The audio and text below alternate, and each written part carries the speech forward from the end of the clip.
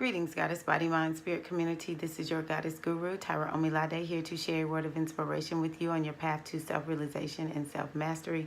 Today is April 3rd, and I hope that you all are doing well. I've been on the go and so a little bit absent, but I'm here today to share some good information with you all that I've been hearing from the astrologers who I learned from and really love to, well, they just know what they're talking about. And so, hey, first and foremost, thank you to all of you in the inner circle. So glad to have you. You are receiving this content first. Just like I told y'all I would. That's one of the benefits about being in the inner circle. The inner circle is housed at, sorry y'all. Actually, I'm off center a little bit, but I just wanted to bring this a little bit closer in. The inner circle is at patreon.com/goddessbodymindspirit.com, and my website is goddessbodymindspirit.com. Both of those are places where you can get access to the services that I offer, to mentoring and all that kind of good stuff. So this is one of the benefits of being in the inner circle, getting the videos first that I make public. So again, we're in Aries season. I don't know about you all, but I feel better. We're out of Mercury retrograde, though we're still in the shadow. So I want to say,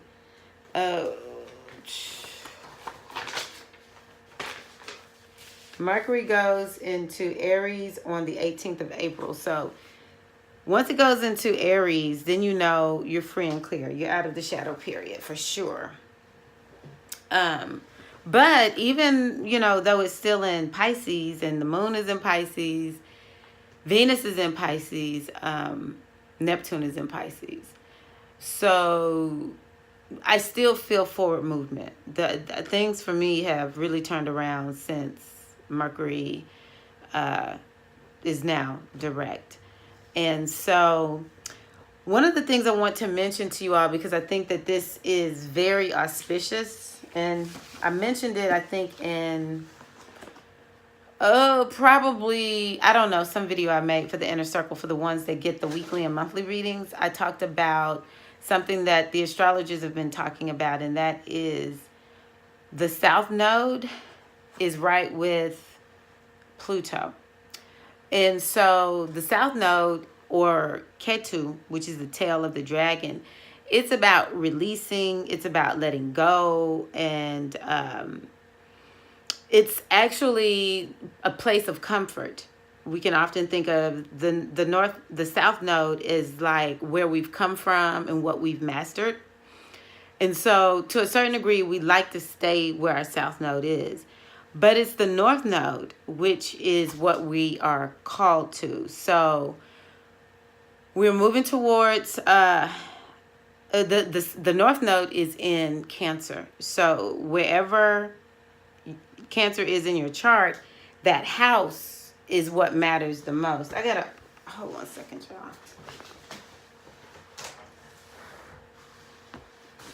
It's really warm. Oh my God. Wherever Cancer is in your chart, it's the house that matters the most. It's going to tell you the most of what you're working on.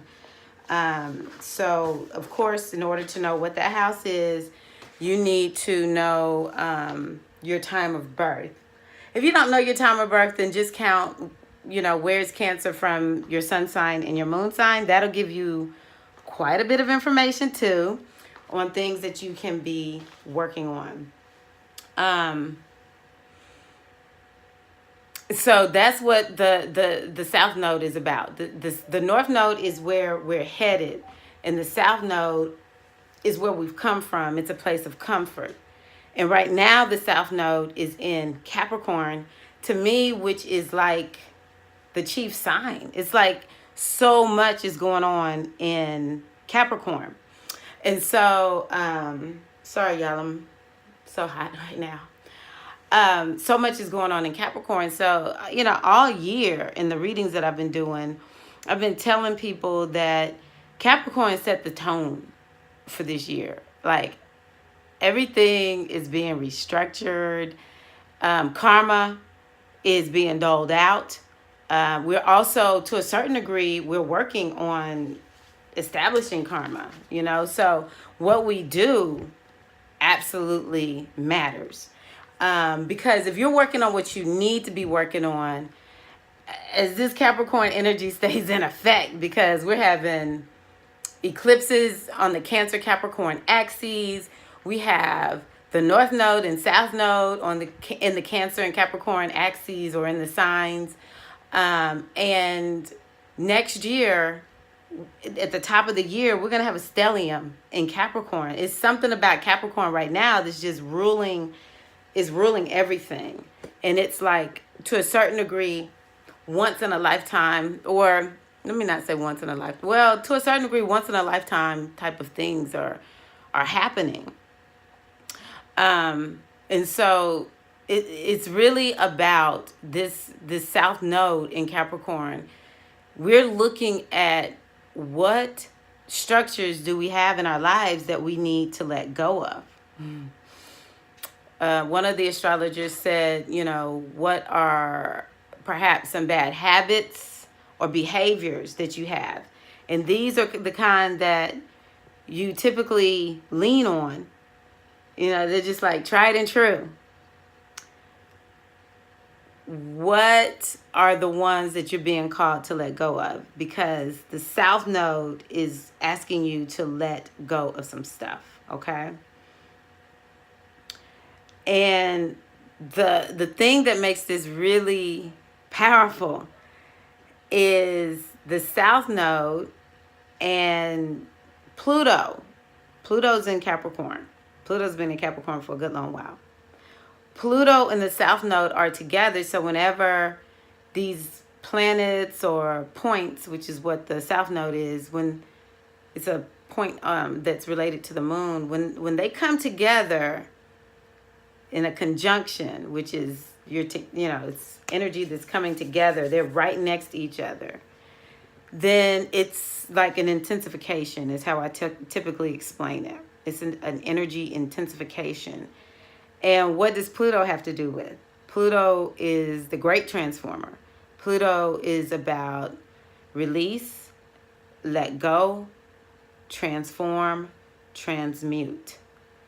And so we have the Ketu, which is something that to a certain degree is familiar and we're comfortable with, but is also about releasing, because Ketu energy is about sublimation to a certain degree. It's about it's lower, and I say it that way because the North Node or Rahu, it's out there, it's voracious, it's a voracious appetite, whereas Ketu is about release and let go.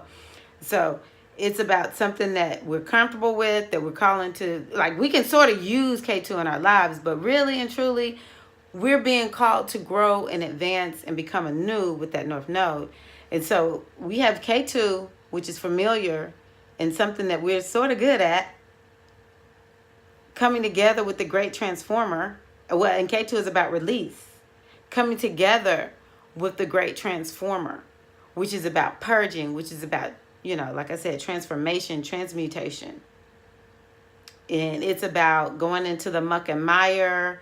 And it's like we're about to blast this thing out. We're about to clean this thing out. We're about to cleanse, purify, purge. And so that is happening right now for us. I keep telling everybody, I don't even know the full story. All I know is what my guides are telling me and what I see in the energy. And it's like we can't be the same. We cannot. We cannot be the same. We must change. And that's what Saturn is requiring for us. Saturn is requiring for us to let go of the old and embrace the new. And a lot of it is related to structures. So the South Node is with Pluto now And let's see here. I think they said it'll be like that most of this month. And it's going to happen again because it looks like, no, it won't happen again. Yeah. So it's been like that for a little while. Where's March? Oh, okay. So yeah, we've been like this since March. And so just really through the rest of April, we need to be thinking about different behaviors, structures, relationships, things that don't serve us any longer. We need to release. We need to release, and we need to let go. Because at some point we won't have the option. It's just gonna happen. I say let's do this thing intentionally, okay? All right. So the other thing that is very interesting, and I'm looking at my ephemeris. Y'all, I just created an Astrology 101 course to help people learn their charts. And one of the things I explained was the ephemeris. So for those of you out there who know what the ephemeris is, I'm looking at my ephemeris. Okay, so right now the sun is exalted in Aries. The sun does very well in Aries. It's a very strong sign for Aries. Venus is in its sign of exaltation, which is Pisces. It does so well in Pisces. It does well in Pisces. Jupiter is in its home sign of Sagittarius. Saturn is in its home sign of, Capricorn.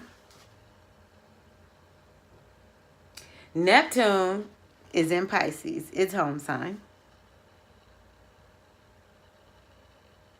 And on the 7th through the 9th, through the 8th. Hold on. Yeah, through the 6th, I think. Through the 6th through the 8th, the moon will be in Taurus, which is its sign of exaltation. So the 6th through the 8th, yeah, we have, I think it's 1, 2, 3, 4, 5, 6 planets in either their home sign or sign of exaltation. So the planets have aligned at that point for us to really set some good intentions. The 5th is the new moon. We really shouldn't take action until we can see the moon. The moon's energy is weaker, and it's just not good to take action on the new moon. You set the new moon intentions, and you take action on them once you can actually see that little sliver, which I think will be around the 7th. But the new moon is this Friday, the 5th. The day after the new moon, the moon moves into its sign of exaltation, which is Taurus. And so the 6th, the 7th, and the 8th will be good days for us here in the United States, because I know in Australia it's like the 7th, 8th, and 9th. But it'll be good for us to really work with the energy, ask for the blessings of, these planets and their home signs, and look for the opportunities on those days. The way they're describing it is, first of all, unique, and it's also a gift.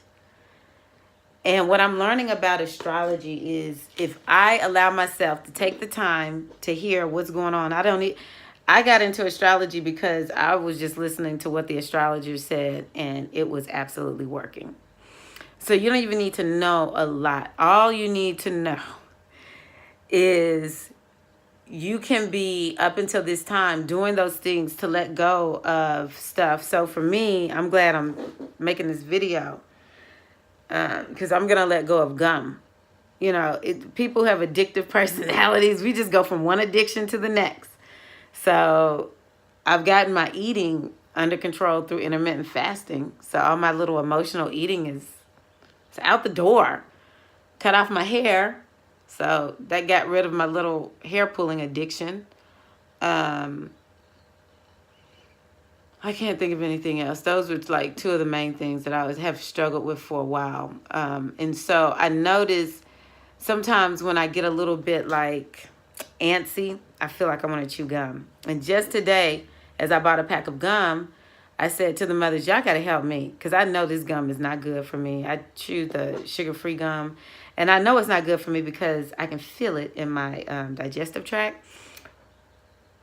Now, y'all know I'm out of order. But I said just today, I was like, mothers, y'all got to help me. So I'm releasing that gum. I'm gonna fess up. If I don't release it, I'll let y'all know.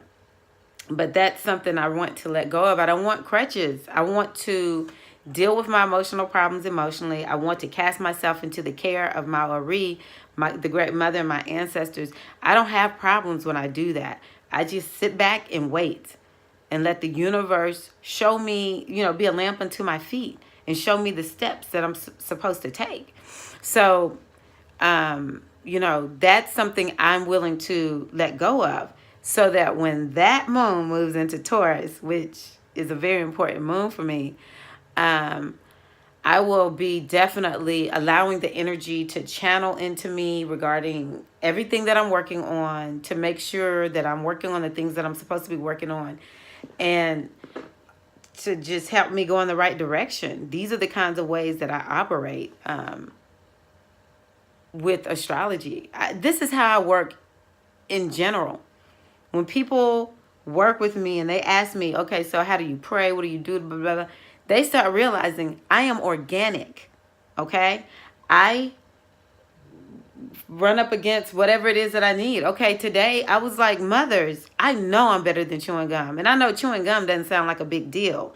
But we know what we have problems with, And so I'm just like, I don't have to do anything special as I pick it up. Now, y'all know I'm out of order. I need y'all to help me with this. I'm feeling like some kind of way about myself with gum right now. And that's just what I do. And when I came home, I was just like, I really need to make a video. I knew what I wanted to talk about, but I had no idea what I was going to say. And so now I'm receiving my answer. No wonder I'm hyper-focused on cutting off my hair and doing intermittent fasting and now saying I refuse to replace old addictions with new. It's because the South Node is with Pluto. And they're saying, y'all are better than this old stuff. You need to be evolving, growing, and moving on. So, y'all, we don't need to, it does not have to be elaborate. Sometimes, not sometimes, it's just about what are you feeling in your spirit? How sincere are you? And what are you willing to do? What steps are you willing to take? Okay? And so during that 6th through the 8th of April, think about, okay, I have something for you to do. Please pick up your New Year's intentions and write down what it is or go over them again. Imagine that they're happening and, allow the wisdom to really pour into you the next steps to take, the inspiration that you need to make all of this happen. The sun is about our creative genius and where we can be leaders. And so you can ask the sun to help you in that way. The moon is about our emotions. It's about where we live. The moon is really, the way Lada described it is, it's a planet in astrology. It's a planet that actually yields like material results, and it helps us to build things or whatever. I mean, the moon is so important, y'all. Don't sleep on your moon. Venus is about relationships, abundance, law of attraction. And so, if we talk about the sun, if you want to bring it home to the Orisha, Shango, talk to Shango on those days about leadership and strategy. That's another thing Shango is known for, strategy.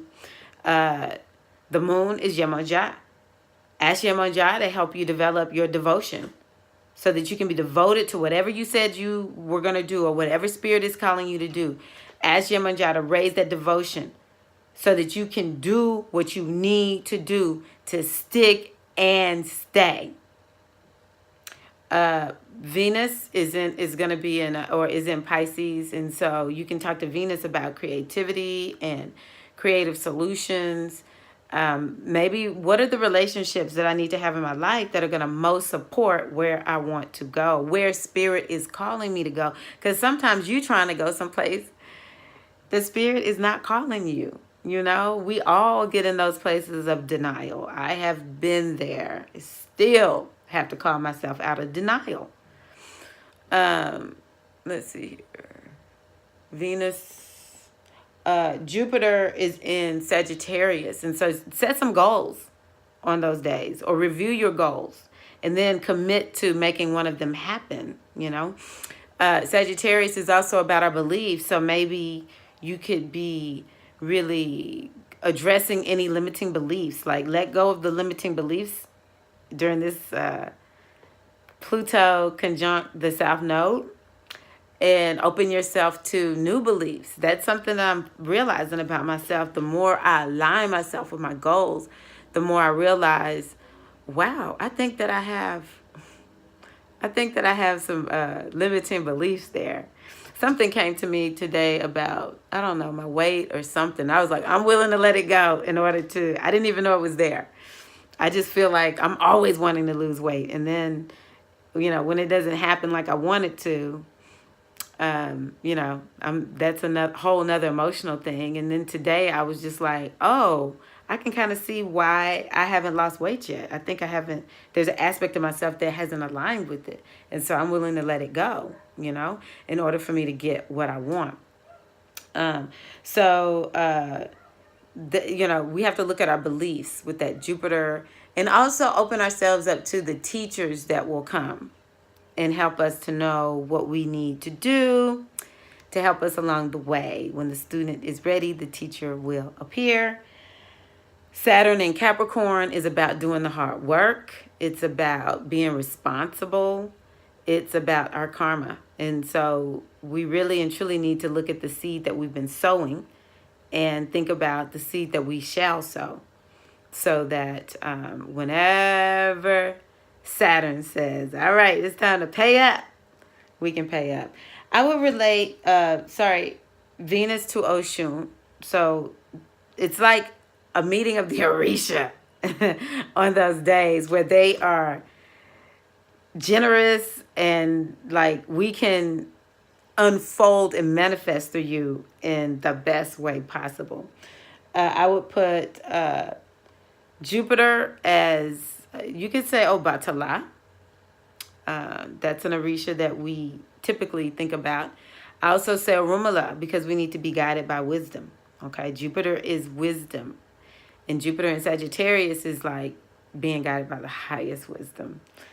And then we have Neptune in Pisces. And so Neptune is really a way for us to open ourselves spiritually and to open ourselves to limitless possibilities. The sky is the limit, imagination wide open. And it's also that energy that is like, I just know everything's going to be okay. For those of us who have a lot of Pisces energy, maybe 12th house energy, this is something that's very important for us, that we know that everything is going to be okay, even when we can't see it, because Neptune, you can't see it. It's connection with the unseen. But everybody has this opportunity to open themselves to being assisted by their non-physical guides, their ancestors. And y'all, we don't have to be broke down. We don't have to fall for the okie doke of this world. That's just what I'm here to tell y'all. So it's two big things going on, and in particular, they're going on this week. Because they're going on this week. So what are you going to do? You have been given the guidance. The ball is in your court. This is Tyra Omilade, your goddess guru, thanking you for your time, thanking you for your views, your eyes, your ears, your heart. I really appreciate you. And again, please remember my website is goddessbodymindspirit.com. You can go there and find other things that I've written about, as well as go to my spiritual readings page if you need readings. For those of you who say, hey, I want to work with you, patreon.com, patreon.com/goddessbodymindspirit. That's where you can work with me, y'all. That's where I'm posting all my teachings and everything. So my goal is to be a guide and to assist you on your path to self-realization and self-mastery. Love y'all. Wishing y'all all the blessings of the universe. Peace.